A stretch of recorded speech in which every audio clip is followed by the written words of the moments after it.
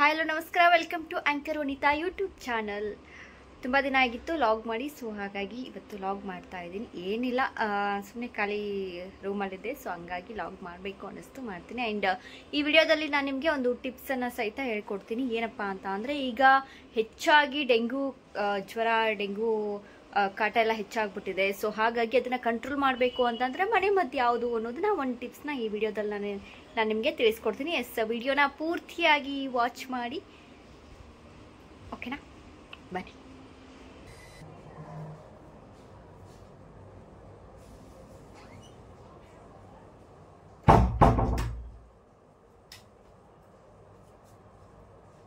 ಏನಿಲ್ಲ, ವಿಡಿಯೋ ಮಾಡಬೇಕು ಅಂತ ಅಂದರೆ ರೀಲ್ ಸ್ಟ್ಯಾಂಡ್ ಎಲ್ಲ ಕರೆಕ್ಟಾಗಿ ಇಟ್ಕೋಬೇಕು. ಅದಕ್ಕೆ ಇದನ್ನ ನೀಟಾಗಿ ಇಟ್ಕೋತಾ ಇದ್ದೀನಿ.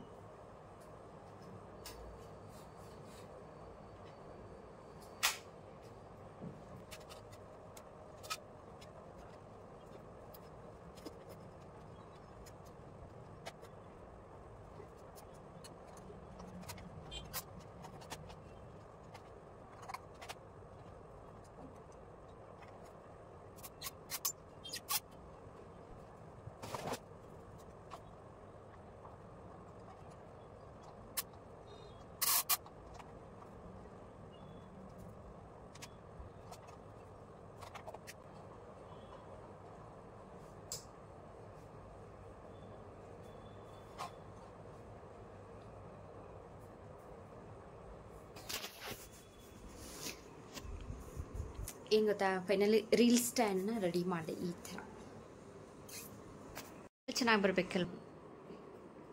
ಇತ್ತೀಚೆಗೆ ನಾನು ಗಮನಿಸ್ತಾ ಇದ್ವಿ, ಡೆಂಗ್ಯೂ ಕೇಸಸ್ ಜಾಸ್ತಿ ಆಗ್ತಾ ಹೋಗ್ತಾ ಇದ್ದಾವೆ. ಸೊ ಹಂಗಾಗಿ ಏನಂತ ಅಂದರೆ, ಯಾವುದೇ ಒಂದು ರೋಗ ಬಂದಿದೆ ಅಥವಾ ಬರುತ್ತೆ ಅಂತ ಅಂದರೆ ನಮ್ಮ ಮನುಷ್ಯನ ಬಾಡಿಲಿ ಇಮ್ಯುನಿಟಿ ಪವರ್ ಕೂಡ ಅಷ್ಟೇ ಹೆಚ್ಚಾಗಿರ್ಬೇಕಾಗುತ್ತೆ. ಯಾಕಂದರೆ ಅದನ್ನ ಕಂಟ್ರೋಲ್ ಮಾಡ್ಕೊಳ್ಳುವಂಥ ಕೆಪಾಸಿಟಿನೂ ಇರಬೇಕು. ಒಂದು ವೇಳೆ ಅಟ್ಯಾಕ್ ಆಗಿದೆ ಅಂತ ಅಂದರೆ ಮನುಷ್ಯನ ಬಾಡಿಯಲ್ಲಿ ಏನು ಇಮ್ಯುನಿಟಿ ಇರುತ್ತೋ, ಸೊ ಅದರಿಂದ ಅವನು ಸ್ಟ್ರಾಂಗ್ ಆಗಿದ್ದಾನೆ ಅಂತ ಅಂದರೆ ಇದರಿಂದ ಎಲ್ಲ ಪಾರಾಗ್ಬೋದು. ಸೊ ಅದ ರೀತಿಯಾಗಿ ನಾವು ಲಾಸ್ಟ್ ಟೈಮ್ನು ಗಮನಿಸಿದ್ವಿ, ಕೊರೋನಾ ಟೈಮಲ್ಲೆಲ್ಲಾನು ಕೊರೋನಾ ಹೆಚ್ಚಾಗ್ತದೆ ಅಥವಾ ಕೊರೋನಾ ಅಟ್ಯಾಕ್ ಆಗಿದೆ ಅಂತ ಅಂದಾಗ ಜಾಸ್ತಿ ಡಾಕ್ಟರ್ ಕೂಡ ಸಜೆಸ್ಟ್ ಮಾಡಿದ್ದು ಚೆನ್ನಾಗಿ ಊಟ ಮಾಡಬೇಕು, ಇಮ್ಯುನಿಟಿ ಪವರನ್ನು ಹೆಚ್ಚಾಗಿ ಇಟ್ಕೋಬೇಕು, ರೋಗ ನಿರೋಧಕ ಶಕ್ತಿ ಹೆಚ್ಚಾಗಿದ್ರೆ ಮನುಷ್ಯನ ಬಾಡಿಲಿ ಇದರಿಂದ ಎಲ್ಲ ಸೇವ್ ಆಗ್ಬೋದು ಅಂತ ಇಷ್ಟ ಥರ ಎಲ್ಲ ಹೇಳಿದರು.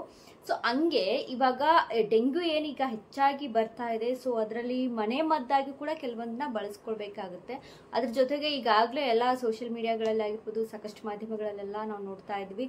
ಸೊ ಹೇಳ್ತಾ ಇದ್ದಾರೆ, ಮನೆ ಅಕ್ಕಪಕ್ಕದಲ್ಲಿ ಸ್ವಚ್ಛತೆಯನ್ನು ಕಾಪಾಡ್ಕೊಳ್ಬೇಕಾಗುತ್ತೆ, ಇನ್ನು ಎಲ್ಲೂ ನೀರು ನಿಲ್ದೇ ಇರೋ ಥರ ನಾವು ನೋಡ್ಕೊಳ್ಬೇಕಾಗುತ್ತೆ. ಇನ್ನು ಹೆಚ್ಚಾಗಿ ನೀರನ್ನ ಕೂಡ ಹೆಚ್ಚಾಗಿ ಸ್ಟಾಕ್ ಆಗಿ ಇಡುವಂಗಿಲ್ಲ. ಸೊ ಅದರಲ್ಲಿ ಕೂಡ ಏನಾದರೂ ಈ ಥರದ್ದಾಗಿದ್ರೆ ನೀರನ್ನ ಚೇಂಜ್ ಮಾಡಬೇಕಾಗುತ್ತೆ ಅಂತ ಈ ಥರ ಎಲ್ಲ ಹೇಳ್ತಾ ಇದ್ರು. ಸೊ ಅದ್ರ ಜೊತೆಗೆ ಮನುಷ್ಯ ಏನನ್ನ ಸೇವಿಸ್ಬೇಕು ಅಂತ ಅಂದರೆ, ಹೆಚ್ಚಾಗಿ ನಾವು ಹಳೆ ಕಾಲದಲ್ಲೆಲ್ಲ ನಾವು ಗಮನಿಸಿದ್ವಿ, ನಮ್ಮ ತಾತಂದ್ರು, ಅಜ್ಜಿ, ನಮ್ಮ ಅಪ್ಪ ಅಮ್ಮ ಆಗಿರ್ಬೋದು, ತಾತ ಅಜ್ಜಿ ಇವರೆಲ್ಲರೂ ಸಾಕಷ್ಟು ಸ್ಟ್ರಾಂಗ್ ಆಗಿರ್ತಿದ್ರು. ಅವರು ಅಂದರೆ ಈ ಥರದ ರೋಗಗಳೆಲ್ಲ ಅವ್ರಿಗೆ ಗೊತ್ತೇ ಇರಲಿಲ್ಲ. ಸೊ ಅಂದರೆ ಆ ಥರ ಅಟ್ಯಾಕ್ ಆಗುವಂಥದ್ದಾಗಲಿ ಈ ಥರ ಇಲ್ವೇ ಇಲ್ಲ. ಹಳ್ಳಿಗಳಲ್ಲಿ ಆಗಿರ್ಬೋದು, ಈಗಲೂ ಕೂಡ ಅಂಥ ಜನರಿದ್ದಾರೆ. ಸೊ ಹಂಗಾಗಿ ಇವಾಗ ಡೆಂಗ್ಯೂ ಅಟ್ಯಾಕ್ ಆಗಿದೆ ಅಂತ ಅಂದರೆ ಅದನ್ನ ಕಂಟ್ರೋಲ್ ಮಾಡ್ಕೋಬೇಕಂದ್ರೆ ಏನು ತಿನ್ಬೇಕಪ್ಪ ಅಂತ ಅಂದರೆ, ನಾವು ಮನೇಲಿ ಗಮನಿಸಿರ್ತೀವಿ, ಬೆಲ್ಲ ಇರುತ್ತೆ ಅಲ್ವಾ. ಸೊ ಆ ಬೆಲ್ಲದ ಜೊತೆಗೆ ಚಿಕ್ಕದಾಗಿರುವಂಥ ಹಸಿ ಈರುಳ್ಳಿನ ಮಿಕ್ಸ್ ಮಾಡ್ಕೊಂಡು ತಿಂದರೆ ಇದರಿಂದ ಡೆಂಗ್ಯೂ ಜ್ವರ ಅಟ್ಯಾಕ್ ಆಗಿದ್ರೆ ಅದನ್ನ ಕಂಟ್ರೋಲ್ ಮಾಡ್ಬೋದಂತೆ.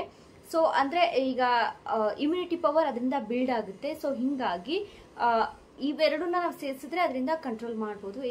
ಯಾಕೆ ಬೆಲ್ಲ ಮತ್ತು ಈರುಳ್ಳಿನೇ ತಿನ್ನಬೇಕು ಅಂತ ಅಂದರೆ, ಏನೋ ಬೆಲ್ಲ ಮತ್ತು ಈರುಳ್ಳಿಯಲ್ಲಿ ನಾವೇನು ಪ್ಲೇಟ್ಲೆಟ್ ಅಂತ ಏನು ಕರಿತೀವಿ, ಸೊ ಮನುಷ್ಯನ ಬಾಡಿಯಲ್ಲಿ ಪ್ಲೇಟ್ಲೆಟ್ ಹೆಚ್ಚಾಗಿರ್ಬೇಕಾಗುತ್ತೆ. ಏನಕ್ಕೆ ಅಂತ ಅಂದರೆ ಇಮ್ಯುನಿಟಿ ಪವರ್ನ ಹೆಚ್ಚು ಮಾಡುವಂಥದ್ದೇ ಪ್ಲೇಟ್ಲೆಟ್ಸ್ಗಳು. ಸೊ ಹಾಗಾಗಿ ಈ ಒಂದು ಬೆಲ್ಲ ಮತ್ತು ಈರುಳ್ಳಿನ ತಿಂದರೆ ಪ್ಲೇಟ್ಲೆಟ್ಗಳ ಸಂಖ್ಯೆ ಹೆಚ್ಚಾಗುತ್ತೆ. ಸೊ ಅದರಿಂದ ಮನುಷ್ಯನ ಬಾಡಿ ಆಟೋಮೆಟಿಕ್ಲಿ ಸ್ಟ್ರಾಂಗ್ ಆಗುತ್ತೆ. ಸೊ ಹಾಗಾಗಿ ಮತ್ತೆ ಬೆಲ್ಲ ಹಾಗೂ ಹಸಿ ಈರುಳ್ಳಿನ ಸೇವಿಸಿದ್ರೆ ಡೆಂಗ್ಯೂ ಜ್ವರವನ್ನು ಕಂಟ್ರೋಲ್ ಮಾಡ್ಬೋದು. ಸೊ ಇದು ಈ ವಿಡಿಯೋದಲ್ಲಿ ನಾನು ನಿಮಗೆ ತಿಳಿಸೋಕೆ ಬಂದಂಥ ಟಿಪ್ಸ್ ಆಗಿತ್ತು. ಇದು ನನ್ನ ಮಿನಿ ಲಾಗ್. ಯಾರಿಗೆಲ್ಲ ವಿಡಿಯೋ ಇಷ್ಟ ಆಯಿತೋ ಲೈಕ್ ಮಾಡಿ, ಶೇರ್ ಮಾಡಿ ಹಾಗೂ ಸಬ್ಸ್ಕ್ರೈಬ್ ಮಾಡಿ. Thank you so much. Thanks for watching.